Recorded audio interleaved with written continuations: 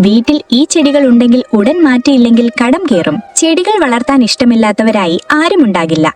എന്നാൽ വാസ്തുപ്രകാരം ചില ചെടികൾ വീട്ടിൽ വെക്കുന്നത് വലിയ ദോഷങ്ങളും സാമ്പത്തിക ബാധ്യതകളും ഉണ്ടാക്കുമെന്ന് നിങ്ങൾക്കറിയാമോ? നിങ്ങളുടെ വീട്ടിൽ ഈ ചെടികൾ ഉണ്ടെങ്കിൽ ഉടൻ തന്നെ ശ്രദ്ധിക്കുക. ഒന്നാമതായി, കള്ളിമുൾ ചെടികൾ അഥവാ കാക്ടസ്. മുള്ളുകളുള്ള ചെടികൾ ഒരിക്കലും വീട്ടിനുള്ളിലോ പൂമുഖത്തോ വെക്കാൻ പാടില്ല. ഇത് കുടുംബാംഗങ്ങൾക്കിടയിൽ ദേഷ്യവും ശത്രുതയും വളർത്തും.